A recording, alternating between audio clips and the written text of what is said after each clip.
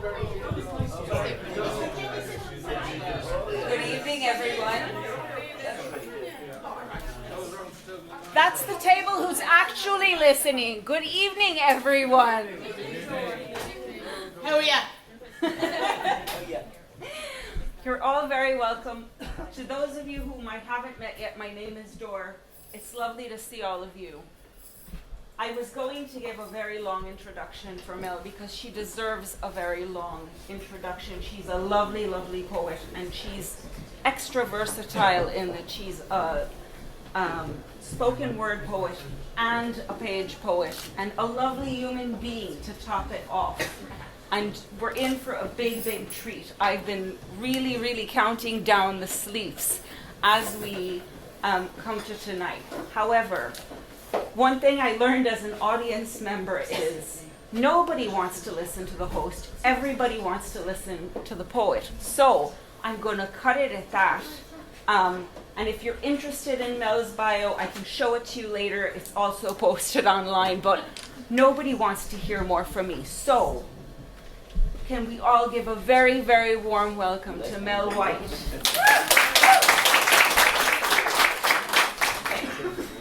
So, yeah, I have a kind of mixture of spoken word and some page poems. So I'll start off with a spoken word piece and then go into some of the shorter stuff after that.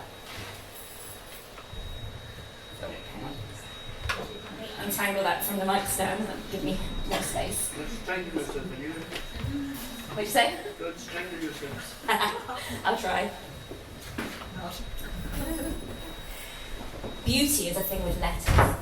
A concept, a word, rounded by consonants squeezed through vowels into an hourglass that is two sizes too small. Beauty is a thing that wears ideas, like corsets, that binds our feet and stretches our necks, a thing that sets standards with too much hairspray, that pours us from a bottle and expects us to hold our shape, a thing that arranges the changing landscapes of our bodies into still life. I see through an artist's eyes. I can't look at sunset without longing to capture light and hue. When I see mountains, my mind is mixing the perfect shade of blue. I view the world through line and shade. And when I see lines engraved in your aging face, I try to see beauty. I want the folds of flesh that grace your chin to inspire the same awe as the folds of a dress in a pre-Raphaelite painting. I want to admire the cushion that rests in the cradle beneath your eye and the curve that defines it. But beauty, this ugly thing beauty decides that curves in the right places are more appealing. Beauty is a thing in a hall of mirrors where women's figures appear misshapen. Beauty is a thing that's forsaken past icons. When I gaze at old masters, I catch myself judging the models for their swollen bellies. And when Botticelli's Venus seems out of proportion, I question what's causing this distortion to my vision, this collision between what the mind perceives and the mind believes. Beauty is a lens that distorts the eye of the beholder. Beauty is a strap. It cuts into our shoulder but fails to support us when we start to sag. Beauty is a thing that turns our heads, but should turn our stomachs. Beauty is laced with so many flavours and additives, we can't taste her natural ingredients, we can't trace the elements of her essence. Beauty is a thing that passes on the street, and we stare at her girth, but we don't see how many layers of self-worth she sucks in with her stomach, or how many layers of Photoshop she is wearing. Beauty is a lens that cleanses our screens and our magazines. Beauty is a thing we subscribe to. Just a concept, just a word. And I want to cancel my subscription because beauty is an idea that no longer fits, a formula that needs to be redefined. Beauty is a thing dressed in fashions that are too small from my mind.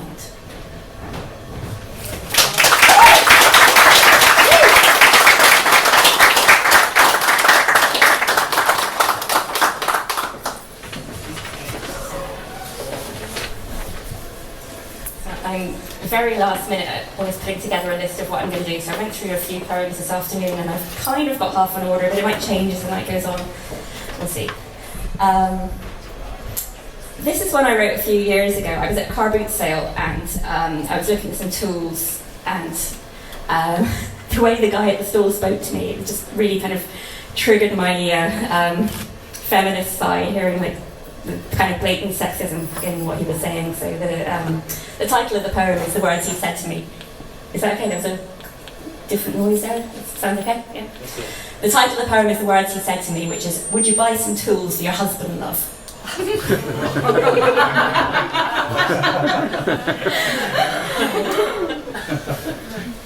I've bypassed the dancing Santas playing All I Want for Christmas Is You 2 weeks before Halloween, and the stack of flimsy plastic tractors, although, with the lack of reindeer and red-suited man, it might be prudent to buy a stocking filler each week for the kids. I've not been swayed by the fake designer handbags or rhinestone-studded shoes. All the seams of my only boots are showing their age, and if I found a hard-wearing pair, I'd replace them. I've browsed the bric-a-brac stores, discussed the possible uses of the I don't know what it is, acknowledged the nun at the charity store, pouring coffee from a flask behind a jumble of winter knits, and I'm somewhere between delighted that I won't be cluttering the house with yet another candle holder, and disappointed that I haven't stumbled upon a second-hand affordable version of exactly what I need. When I remember my plan to sand and varnish the dirt-stained floorboards in the hallway. I don't notice him until he speaks. My gaze is fixed at table height among screwdrivers and socket sets. I've spotted a cordless, so I know he's selling power tools, and if there's a belt sander in that pile, I'll hang some old sheets to dust-proof the shelf units I built, and sand the floor this afternoon.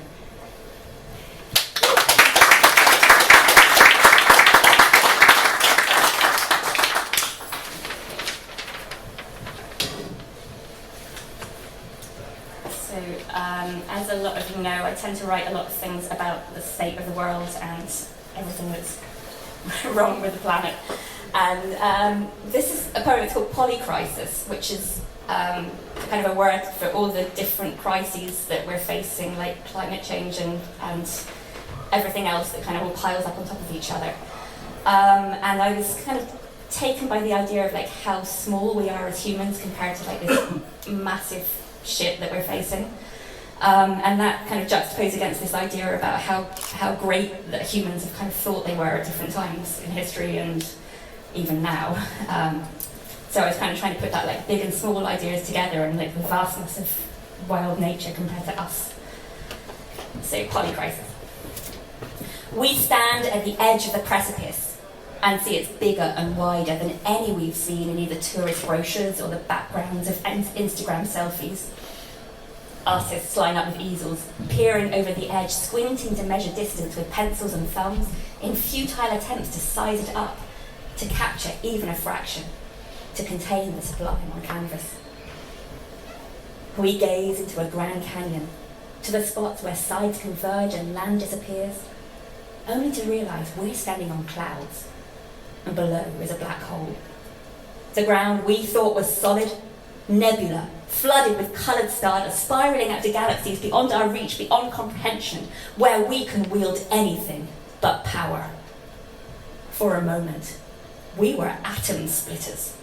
Mighty our command of nature, nature in awe of us in our glory, holding court magnificent, hefting into the very building blocks of matter. We gape deeper into the chasm. Mocking us, it gapes back, cracks and splits further to the power of 10 again, fractal, microscopic, diving, dividing in unfathomable directions. Oh, we were kings and pharaohs, alchemists, epistemologists, inventors and innovators. We stood on the shoulders of giants, drank the nectar of gods, while all along we were paddocks, petri dishes, holding pen for bacteria, mere containers, human-shaped boundaries around vast mycelial networks spilling out at cellular scale. Yet we believed for 1 nanosecond that the sun revolved around us, that we, humanity, were the pinnacle of God's creation, formed in his image, that we were Darwin's fittest, survivors of flood, plagues and pestilence, chosen ones. We believed in our own salvation, believed that our almighty hands could forge and fold, meld and fix, could bridge across the precipice, building arcs, landscaping Edens, could hold something as slippery as control.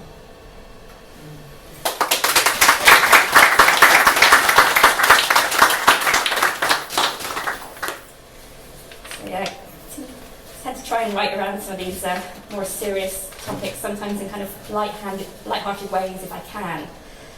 And one of the things I keep trying to write about is economic theory of all things, which doesn't really fit that well with poetry, but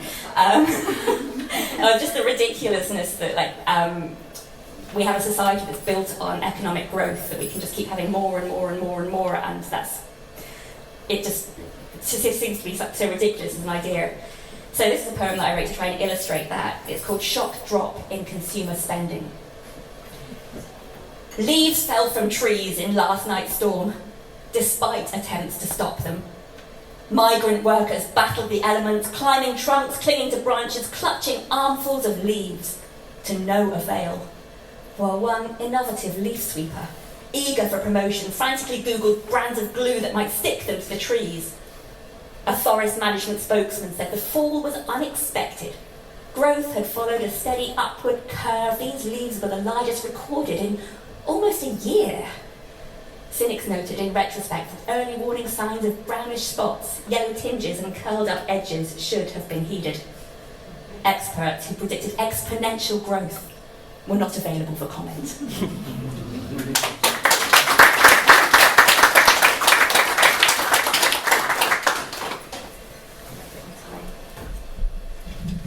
So, this is another one of an attempt to be kind of a little bit humorous when talking about some of the shit that the world's in. This is written in the voice of a teenager from the future. It's called The People Who Threw Things Away. In the age of polythene, I bet they didn't have anthropology lessons. They didn't have to study rubbish dumps and call it archaeology. Didn't have to learn from this shit to make sure history doesn't repeat. I bet they didn't go on a field trip to a landfill site, collect specimens and have to give a presentation using archaic terms like convenience and disposable, and act like they knew what that meant. Even my dad said those concepts didn't make sense. Said even experts can't comprehend. And when experts don't get something, they label it religion, so they can nod their heads and look wise. I bet the people who threw things away didn't have to pretend to be fascinated by the way long dead people prayed. I bet their gods didn't care. I bet they didn't think, yay, another plastic milk carton, I feel appeased by the screw-on lid. I'll make sure it rains and the crops don't fail. I bet their gods didn't give a ring pull how many children they sacrificed to make bottle caps. I bet it wasn't true. No way they kept children in factories. I bet the teacher was wrong when she wrote on the board that packaging was the collective term for the most sacred of their artefacts, created with no other purpose than to be thrown away.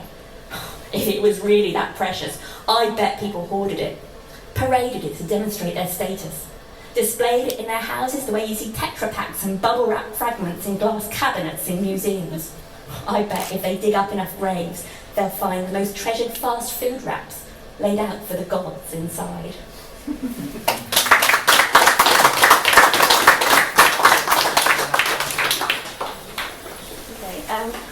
Okay, all my poems seem to be about very serious stuff, really. This one's about kind of the rise of the far right and fascism, I guess. It's called Cloudy with a Chance of Rain. In the calm that came after the hailstones, the refrain across Europe was never again. Those who'd witnessed the way they had fallen said never, never again. When they found parts of Poland had been pounded with acid rain, never, they chorused, never again. The winds changed direction, the weather vanes pointing towards the Ukraine. An extreme weather front is approaching from the far right of the page, and despite those still hoping for clear skies, the forecast is cloudy, with a chance of rain.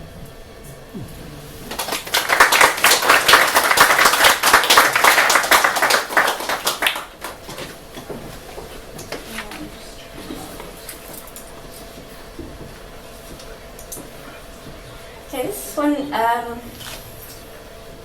if anyone's heard of the concept of guerrilla gardening, that's the name of this poem. I remember reading about some activists who planted, they'd made a vegetable garden in the middle of the city so that the homeless people could come and get food and help themselves to it. I kind of really like that idea, and I also kind of like the idea of like kind of planting a seed just kind of in the middle of everything else that's going along. And the other theme that came up in this poem was I was at a poetry reading and somebody said, I don't like nature poems. So this poem is also kind of dedicated to him. So what I did basically, the idea of planting a seed in the middle, like it's the format of the poem is like there's the outside of the poem where I'm kind of talking to this guy and I do this little bit in the middle where I'm trying to kind of plant this seed of an idea. That was kind of the theory behind it anyway. You take your coffee with almond milk, your tomatoes sun-dried with ciabatta and hummus. You take a seat, take a notebook from your backpack. I take the stage for the poetry open mic. You say you don't like nature poems, so this is a cityscape. It's set in a piss-stained subway, grey concrete scrawled with graffiti. Its contours the sharp edginess of industrial steel girders. Its blooms and petals, petrol blue reflections in oil-filled puddles. It houses its homeless in right angles between pavement and wall, in cracks where weeds are permitted to grow. In abandoned council flower beds, activists planted beans and potatoes, dug up paving slabs after midnight, laying soil to spread more seeds. A handwritten sign reads, "Help yourself." You walk to the pub when the cafe shuts, past a dark figure hunched on a cardboard mattress. You take a coin from your pocket and toss it into his outstretched takeaway cup.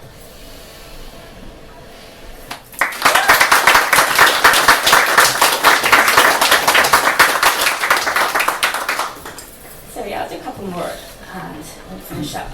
So I think, and I'm going to go a little bit more positive, rather than complaining about the state of the world. This one's one I wrote a few years ago, and it's about how we don't pay attention enough sometimes to what really matters and what's really important to us. It's called heliocentric. It explains a lot, the Irish weather. Rare bursts of enlightenment, elusive blue sky thoughts, the centre of our solar system glides into view, and blood cells remember they circuit a pulsating heart. We forget it, the sun. Huddled beneath umbrellas, heads bowed toward puddles as though they were our gods. We circumnavigate the frozen food aisle as though that were our brightest star. Gather at checkouts to discuss the softness of the day, as though rain was some brand of moisturiser we rub into our skin. And forget that skin is just something we wrap around ourselves like blankets. We don't feel warmth through the fog in our chests. Forget we're in orbit. Try to live in straight lines. Overanalyze the changeable weather. And forget that the sun, beyond the clouds, is still shining.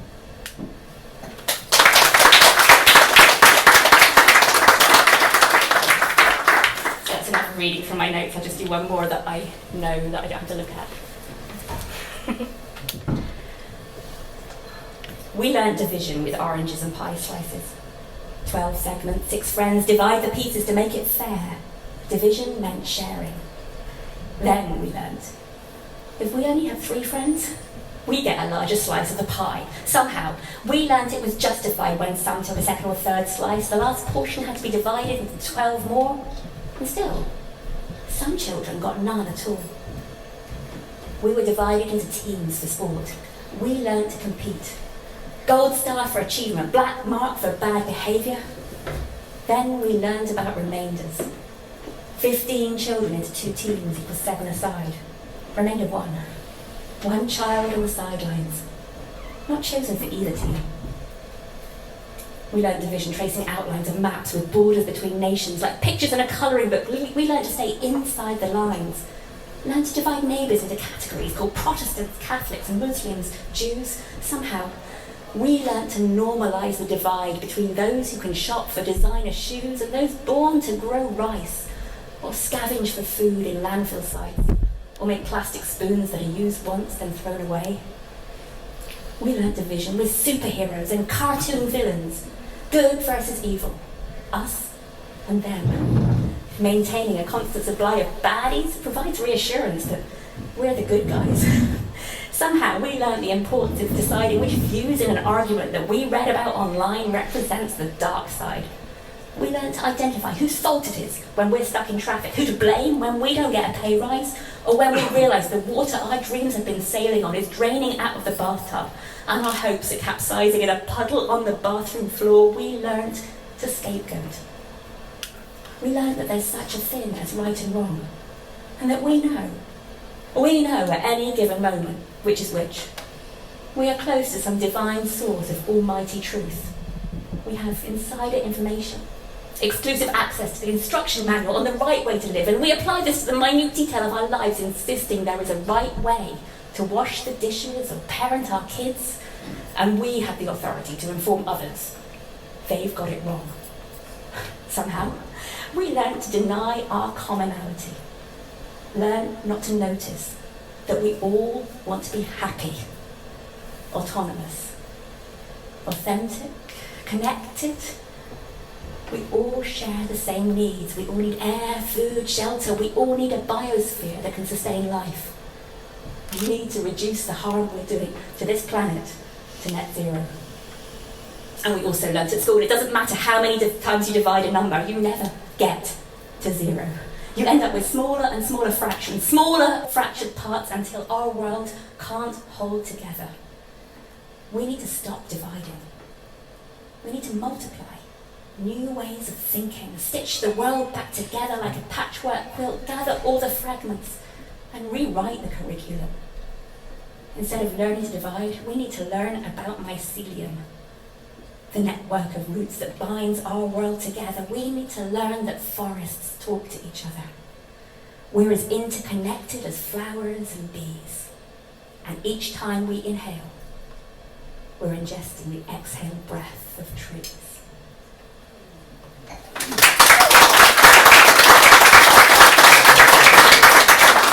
Thank you, everybody.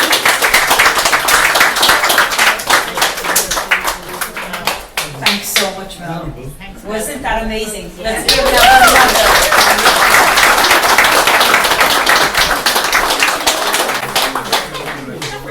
So in a minute, we're going to take a 5-minute break and go support the bar upstairs. Or the book for sale.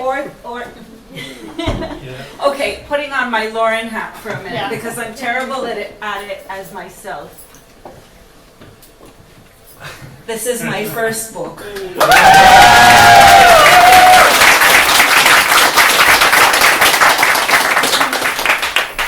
It is not even launched yet. It's coming out on Sunday. If you're able to come 3 p.m. at the People's Museum, it would be lovely to see some friendly faces and not read to myself.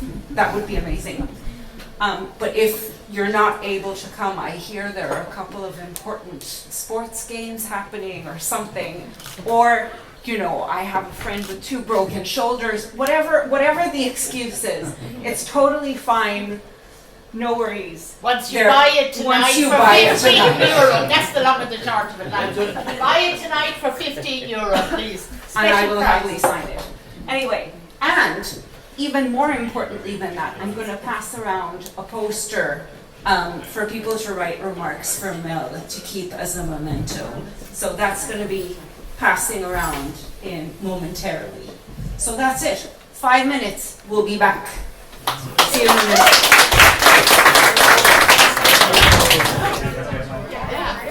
I'm louder without the mic because I can't project with the mic or you'll all be deaf.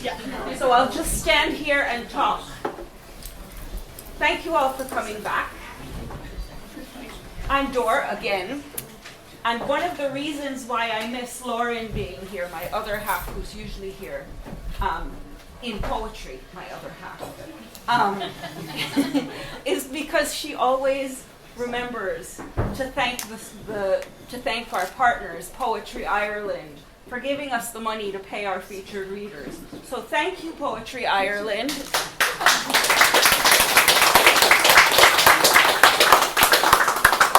And with that done and dusted, passing around is the feedback, well, it's not a feedback sheet, it's more of a thank you sheet for Mel. On one side, it's passing around on the little board that I had. On one side is the actual poster in which Mel has split herself into 3 lovely Mels. So you can take a peek She's at the that. Trinity. You know what? That's so much better than what I said. I said she was Cerberus, the dog with 3 heads that guards the underworld. So Well, I said the 3-headed thing to start with, so I probably... there you go. So we're all contributing to the myth that is Mel. So that's going around. Do contribute to it. But it's time to start the open mic. So the first open mic reader is a confident open mic reader. So I don't have to give him too much encouragement other than to say poetry in Limerick would not be the same without you, Dominic. Let's give him a warm round. Thanks a million, Mel. I'm not that confident, really, Jesus. But it's February, I suppose, and I know it's only the 5th, but we're heading into St. Valentine's Day. So I just thought I'd resurrect an old poem of mine. I must have wrote this about 15 years ago, I'd say. And it was inspired by a line from a poem by the Nobel Prize-winning literature poet Czesław Miłosz, I think is how you pronounce it. He's Lithuanian or Polish, and I use that as a little epigraph for the poem. So it's simply called Love Poem, and the epigraph is: a man, when he talks, should not use words that are dear to him, or split open a seed to find out what is inside it. So, Love Poem. I don't worship the ground you walk on. I'm not in love with you, but I do love you. Like a devotee of a mystical religion, I have visions of you. I have never enough of you.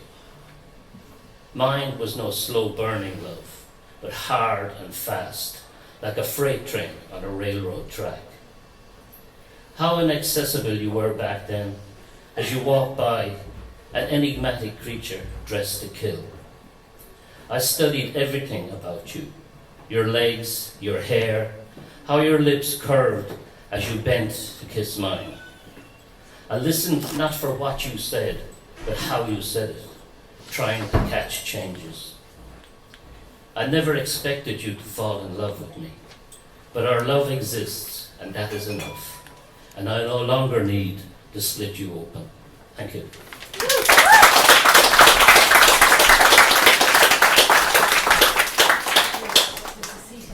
I love that, Dominic.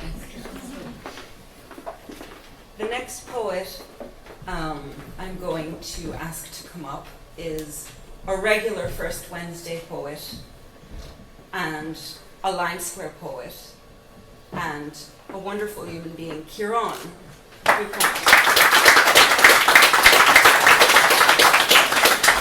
Thank you very much, Dora. If you want to go, a couple of people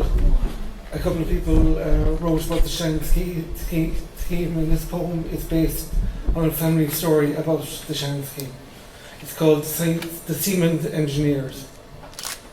My grandmother would say, Aunt Josie had a boarding house on Charlotte Quay. I used to help out. In bed at night, I could hear the flow of the river. The time of the Shannon scheme, there were these German engineers, and how they were gentlemen. They would leave early and return late, and always left their boots at the door, always helped with the washing up, and on payday they would give their wages to Aunt Josie to send home from the GPO, not being well versed in English. Eventually they were given houses and wrote home for their families. They asked Aunt Josie to visit, and how she was amazed that everything in their kitchen, even the stove, was white. And when the job was done, they all went home. Cosseted with hindsight, I now say, it was the mid-1920s. Many people in Limerick still dreamt in drumbeats and dum-dums. Did these eager engineers, with their young wives and kinder, have any notion in their skulls, any flicker in the ether, that their long days in Clare were but a piece as thin as paper, between horror of horrors just gone and greater horror to come? And what had they done when they were young, for good or bad or middling? And now, as they turned for home, what were they going to do? Thank you. The next person, I was going to say today he doesn't have one, but he does. The man with the hood, Anthony Lenihan. Let's try that again. Anthony Lenihan.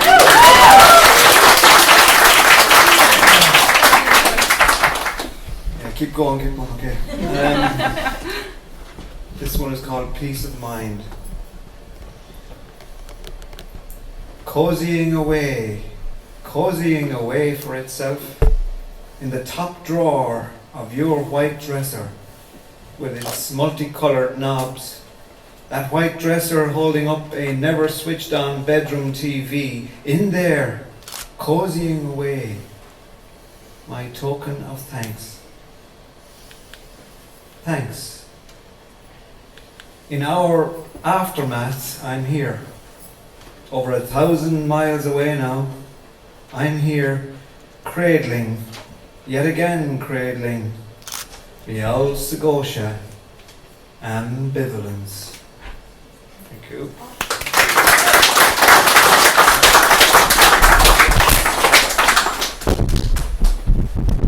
Thanks, Anthony.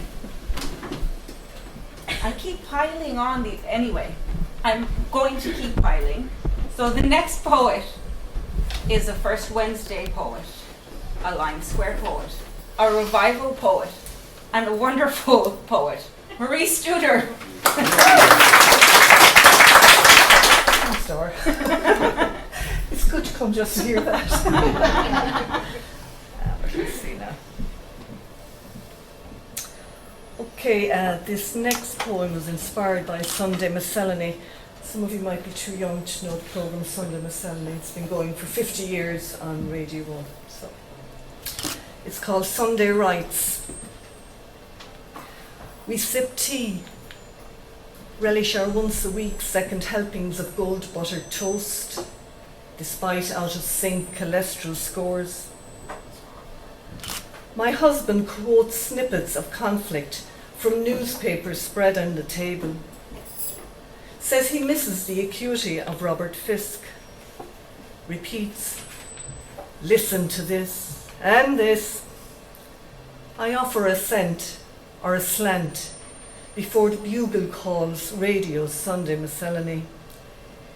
He ceases commentary other than an occasional rustle or tisk. I top up my cup to the medley of ritual. Thank you.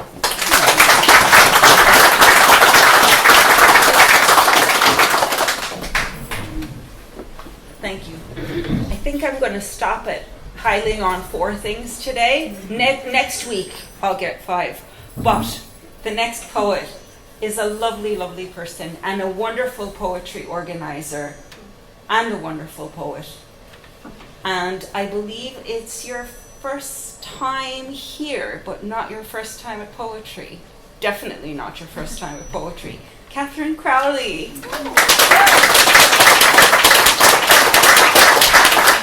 So I have a new poem and you might help me to title it later on. Winter holds up in the sun, fluent in dreams, symbols and signs. Spring tiptoes in, where leaves fell to rot in the silence of my longing. The oak will extend skywards, lung alveoli on powder blue.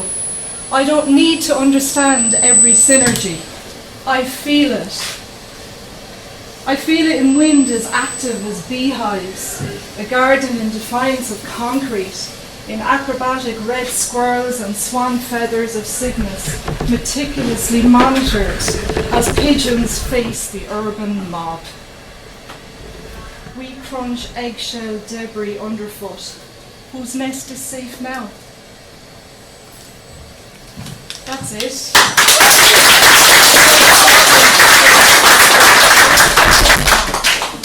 I also need you to help me title this one, it's very short. In your fantasy, I wore lace, black and crotchless. Heating was on full blast, was it? Or did you bother dwelling on the details? Me, a perisher, so eager to please, desperate to connect. Delete the goosebumps from this picture, please. Delete, delete. In my fantasy, I was naked, black, grey, and boundless, comfy in my own skin, of course, and I had wings to soar. Far and free, I morphed into a pigeon, and you couldn't tag me. That's it.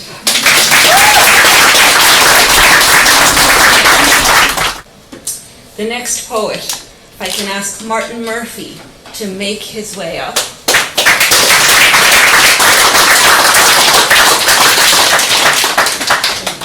We're very lucky to have you with us every month, and I can't wait to hear you. Oh, well, I would speak too soon.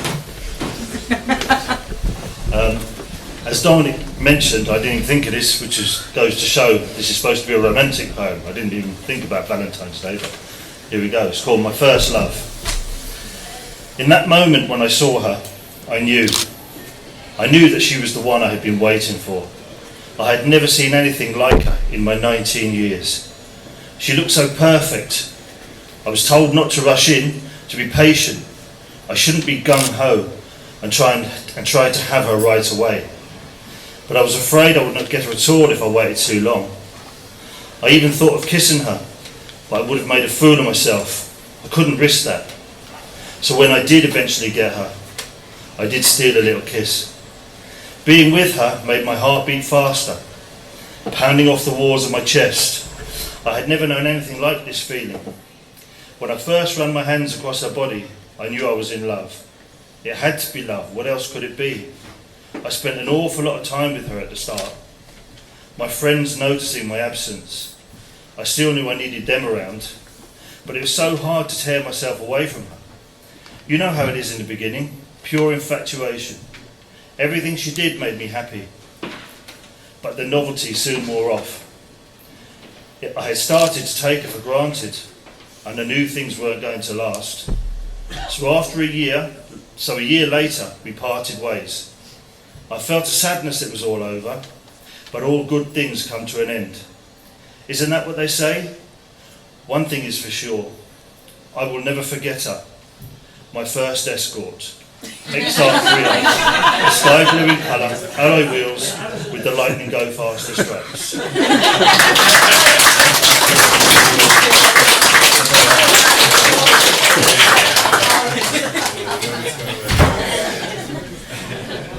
Wonderful, Martin. Thank you for that. That's my kind of Valentine's Day poem. The next poet, and many other things, playwright, and other things. I could, yes, has been inspiring me since I got here, and it's always such a treat to watch him perform. John Carew, will you come up?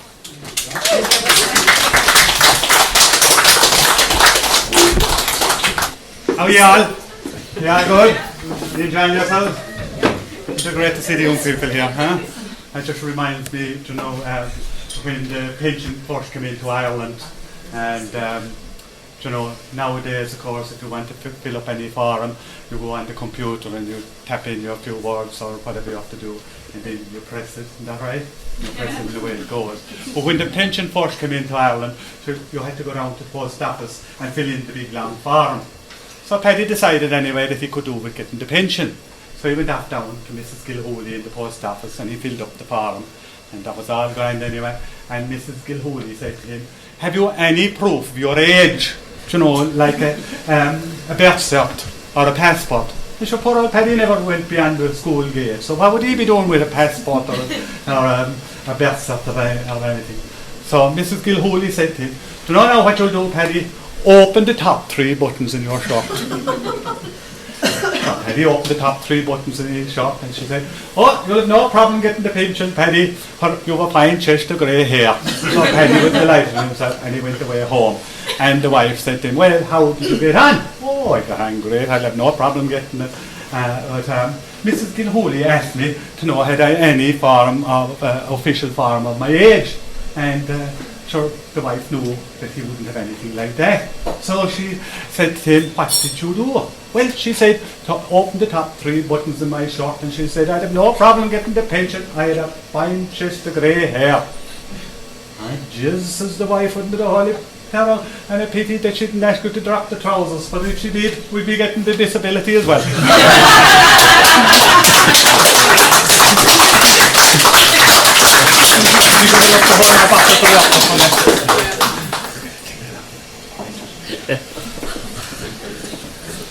There was a woman that used to come around our place in the springtime of the year to cut the seed potatoes for the farmers. Sure, there's a woman here old enough to remember that. We used to call them skillans in our day. Biddy Esther, she was known as. They used to call her Biddy Esther. Now, Biddy was a fine, big, strong lump of a woman. And if she went to a farmer's place where there was a big family of young children, when she come on early in the morning and she'd have the fire lit, the ashes taken out, and the breakfast made, and the lunch boxes packed and put into the school bag for the children. Now, Biddy arrived this spring to cut the seed potatoes, and where do you think she ended up? Only with a man that they used to call Peter Goslap. Peter Murphy was his right name, but Peter had one big foot and another one bigger. And he used to walk a bit like this. If I could only tell you the right way now, but you would want 2 awful bad hips to be able to walk like him. And if you were misfortunate enough to meet him on the road, where there'd be potholes after a night of heavy rain, so you'd know all about it. He'd slap one big foot into the pothole, and a woman called to our house one time, and she says to my mother, "Mary Ann, I'm making the bus for the town. Is there any chance I could dry myself by the fire? I met that Peter Goslap on the road, and sure, he didn't leave a dry stitch on me." Well, there's an old saying that you should never judge the book by the cover. Peter was a big, strong, rough kind of a man, and he lived in a small little house. It had only one little room and a kitchen, and he kept it spotless. Sure, when I was a boy, I often saw the Yanks pulled up in their cars, and they out with their cameras taking snaps of the little cottage. And 'twas always well kept and painted, to be whitewashed every year, and the door and the windowsills would be painted a bright red. To remind you of anything now other than to know them postcards that you'll be sending to friends of yours in America to make them feel homesick. That's what it's like now. Well, Biddy arrived to cut the sweet potatoes for him. And I can tell you this much, the spuds were ready for the digging, and she was still in the house with him. And the women started to whisper. And so we all know there's nothing louder than a woman's whisper. And they whispered, and they whispered, and they whispered, until the parish priest got to hear of it. And when he did, he took the blackstone stick down, and within 15 minutes he was outside Peter's house. And he knocking knobs of paint off the gate with his blackstone stick, and he shouting, "You're living in sin! You're living in sin!" And Peter came out, and he laid the 2 elbows up in the half door, and he said, "What's all that shouting about, Father?" "I have it from good authority that you have a woman living under the roof with you." "How would you know something now, Father?" "I have it from good authority that you have a woman living under the roof with you too." "How dare you insult the man of the cloth? I have a housekeeper. This house is too small for you to have a housekeeper. So there's only one room in it and a kitchen." "Hold it there now, Father. You're jumping the gun. Wait there now till I tie up the dog." Peter had a dog, a cross dog, and wouldn't he bite a postman, or a guard, or a parish priest, or a tax collector, anyone like that? So he tied up the dog. "Come in now, Father, and you can see my setup." And there it was for all to see. A 4-poster bed with a big knob of a 9x3 plank down the middle of it. "Well," says Peter, "that's my setup now, Father. I sleep in there at that side by the wall, And she, being my housekeeper, sleeps on the outside. She'd have to be starting early in the morning to have the breakfast ready before I'd get up. And there was the priest, and he staring at it with the mouth open. And he thinking to himself, my Christ, that's a great idea. It's a wonder I didn't think of it myself. What you think of that now, Father? Oh, see, I'm not pleased at all. I'm not pleased at all. Sure, you could get notions coming on you in the night. And when those bad notions will come on you, I hope you cross yourself. The devil the cross I do, Father. The only crossing I do would be maybe the old plank now and again.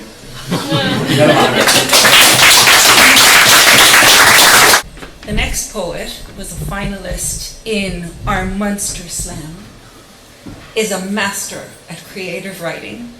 And Emmy, will you come up? Warm round of applause. So the time difference between Ireland and California is 8 hours, except for 1 week out of the year. This is daylight savings.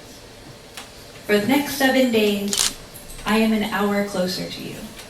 I stayed up to watch the clocks fall back, to relive the hour of 1 a.m. over again.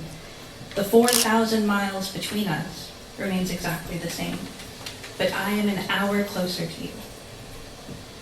For the next 7 days, you will get home from work before I've crawled into my new nest, and you can tell me about your day while I worry over my yellowing teeth in the mirror. It's only 1 hour more, but for the next 7 days, you can come home to me.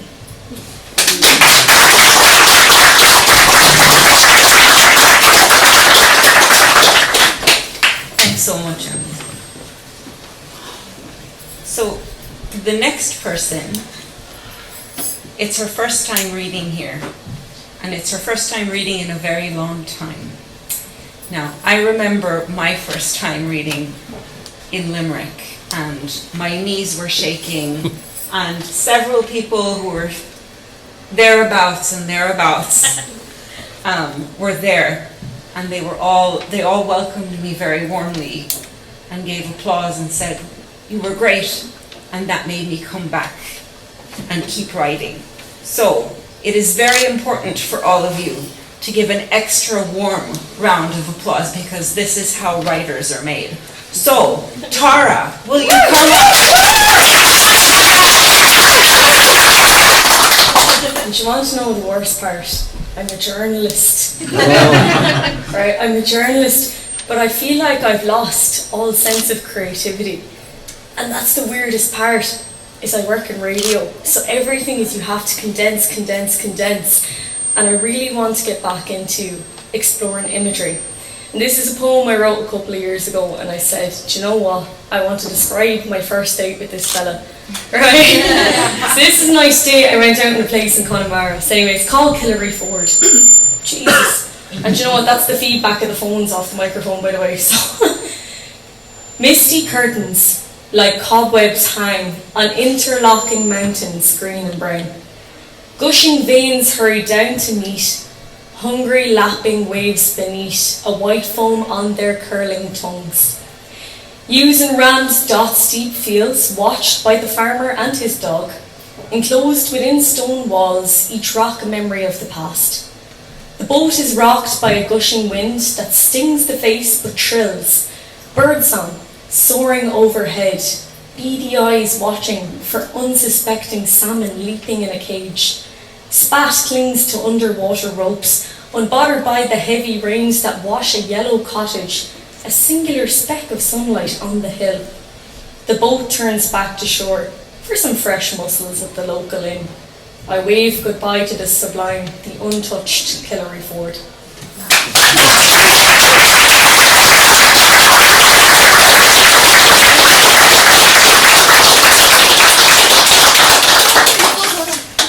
That was amazing. Thank you, Tara. Let's give her another round.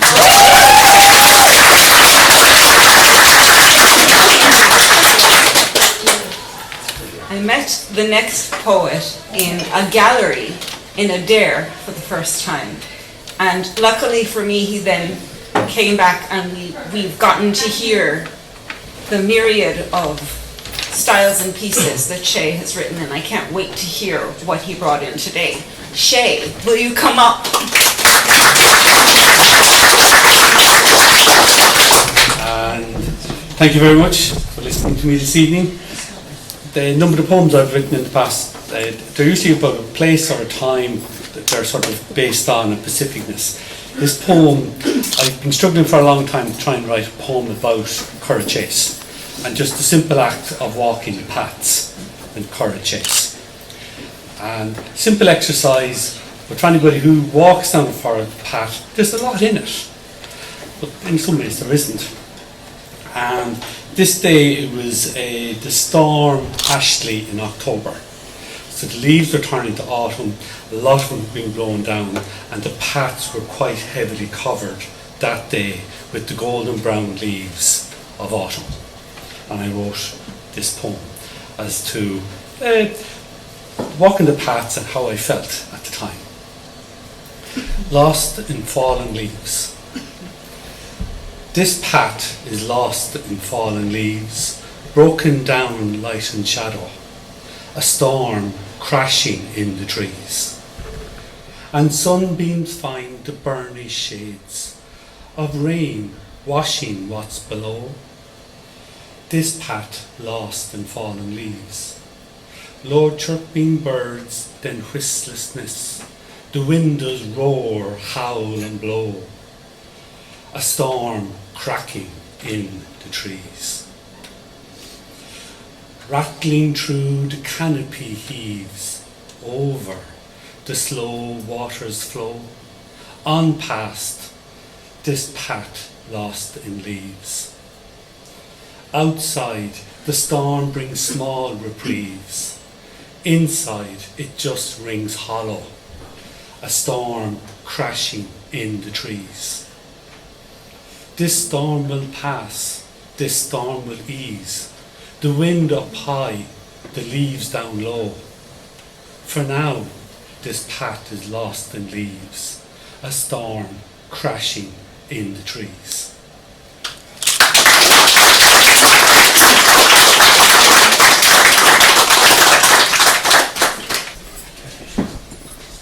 The next poet is one of the first poets I heard do a set in Limerick. So to me, he's one of those legendary people who it's lovely to hear you, and it's lovely to have you from here. So can I ask for a warm welcome for Tom McCarthy? Just do a short sequence here and 3 short little poems. The standard is very high here tonight, so and congratulations to the guest poet. She was absolutely brilliant. And that's why I'm doing short poems, because the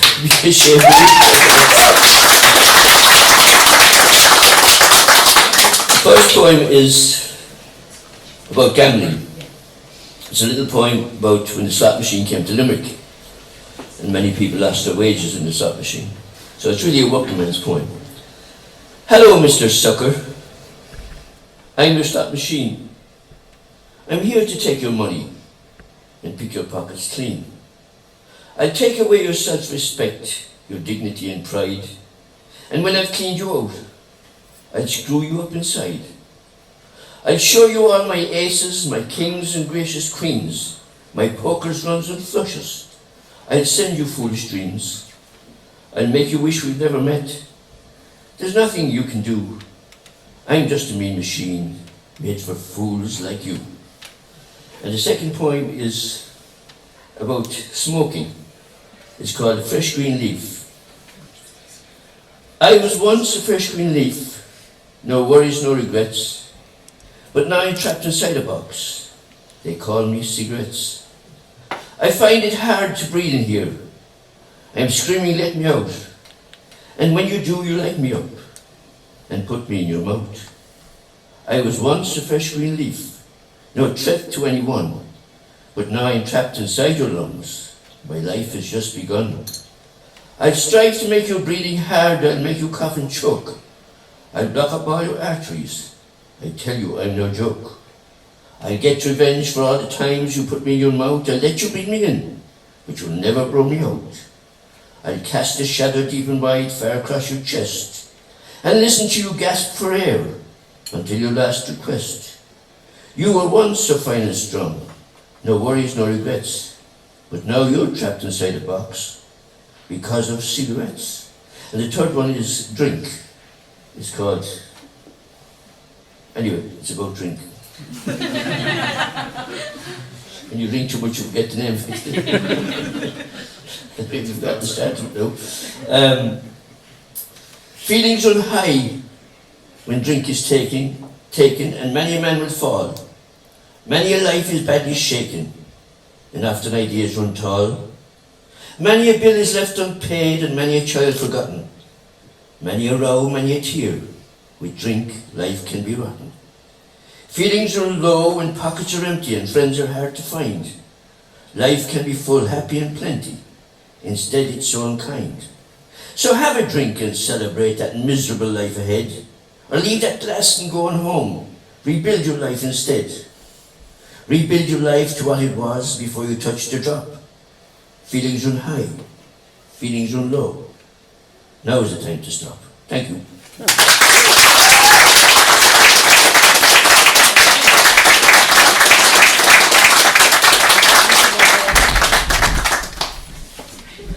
Thank you, Tom. And we're doing a bit of a clump of Toms. Tommy, will you come up and give us a poem or two?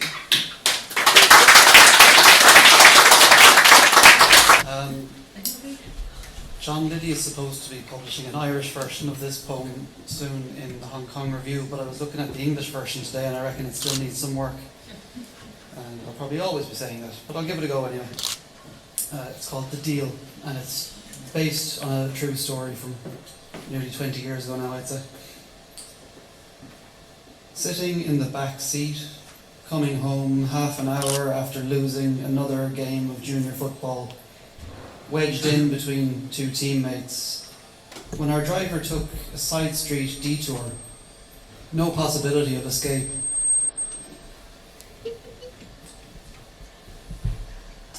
No choice but to wait and watch in silence. Driver was one of the older lads, and we, still young enough to play for minors, and too young to buy a pint of Bulmers, when he stopped, made a quick call, gave a signal, turned to tell us that this would not take long at all. Stranger hopped in, took the front, no rush, and we were off around the corner to Summer Street, a busy spot, just down the road from the jail. Just a bunch of boys with muddy boots and shorts and sports bags. Nothing suspicious, perfectly calm, casual, and a nameless man with a rattling matchbox. The music of a palmful of pills in the middle of a secret handshake. Our silence and some cash, the price. And with it, the last of shattered childhood innocence. You'd swear, sitting there, the split-second deal felt eons longer than the 7 years since a rainy winter's day in the club car park, children kicking footballs, minding the puddles, upturned bicycles for goalposts, driver still then a boy himself, before the looming shadow of cynical teenagers, still kindly trying to reassure us that Santa Claus and magic were still real.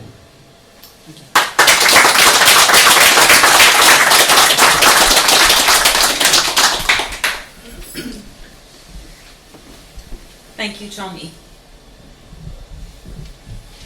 If I could ask the other poet who's lurking in the shadows over there, Ed, to come out.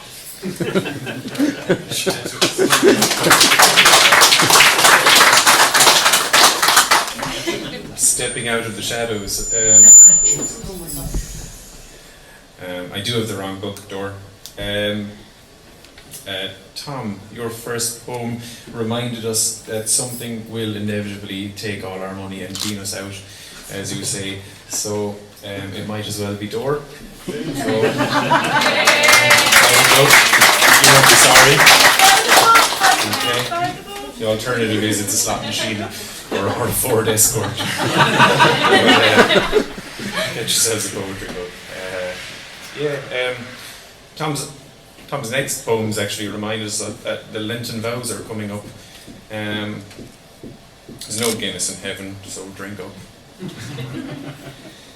So, sorry, I hadn't planned on reading, so I hope you don't mind. I'm just reading from my phone. This poem came from my second collection of poetry, and so long ago. I think it's romantic, so no, it's about a breakup.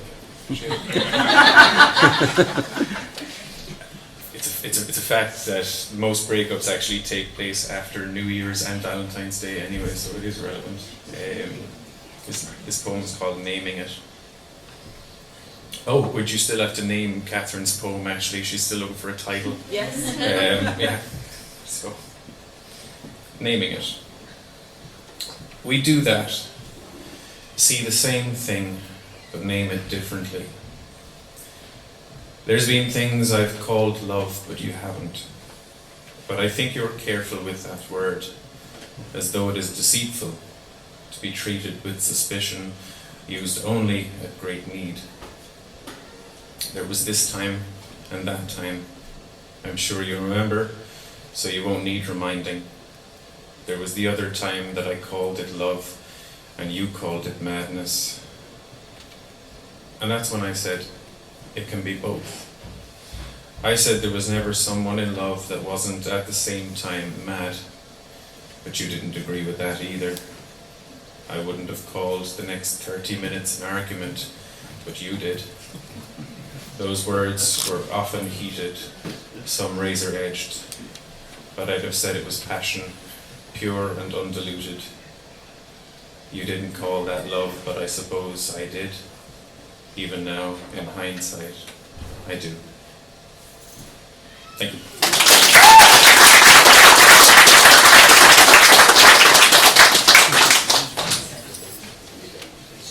Thanks.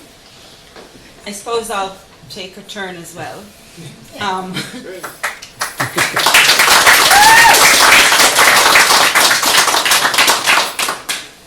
My husband and I first bonded on our lack of affinity for the 14th of February, also known as Valentine's Day.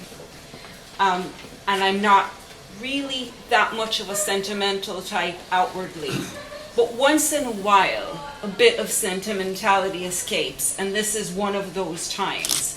And I used to say I could never write a love poem. I had tried and tried and tried. So this is my 100th attempt at a love poem. You're lucky.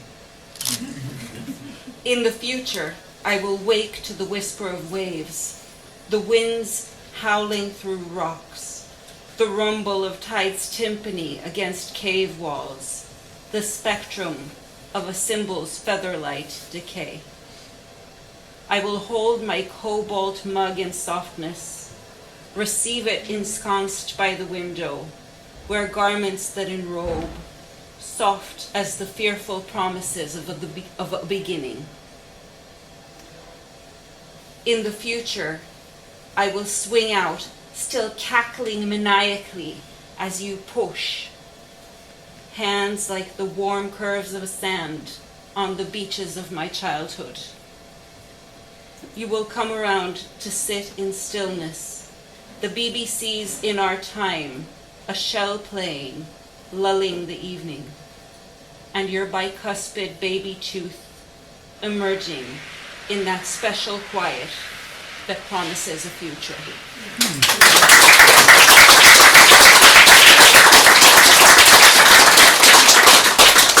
You won't hear me reading that on Sunday, not in front of him.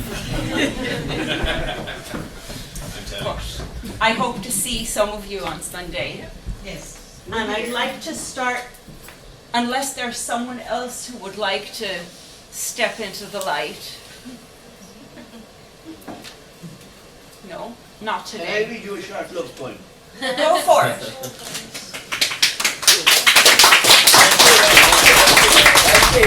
Yeah. We'll listen carefully. A short love poem. Go for it. I met a girl when I was 16. and she was much the same age, and I was infatuated, so I wrote a poem.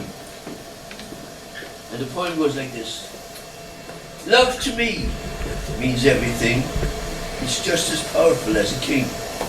It tells me what to do and when and where to go and everything. To hide your feelings deep inside. Sure, you might as well run and hide. But let your feelings out and free and mix with happy company.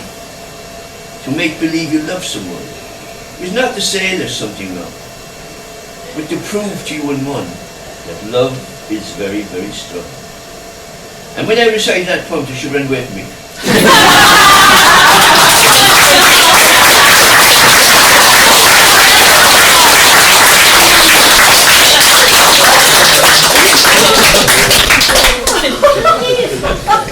Congratulations, Tom. No one ran away tonight. The night is still young. So, I'd like to start wrapping up the evening, because we're at that point, by saying thanks to everyone who came. Thanks to all who listened. It's very important to have an audience and to have receiving ears. Thanks to everyone who read tonight. And most importantly, well, one of the most importantly, but most importantly tonight, Mel, thank you so, so much for that.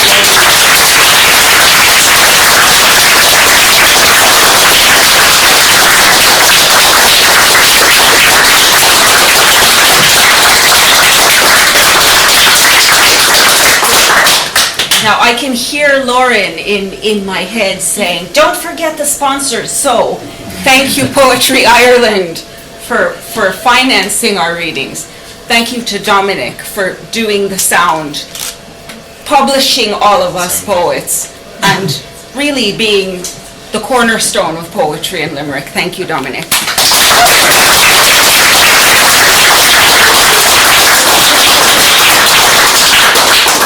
Thank you, Pat, for always making us look beautiful and documenting the work that's being done. Thank you.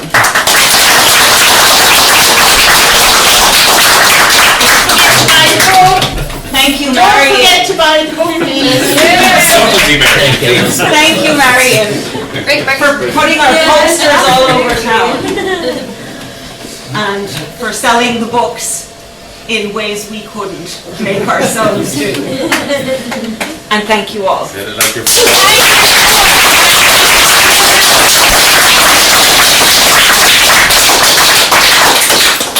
Good night.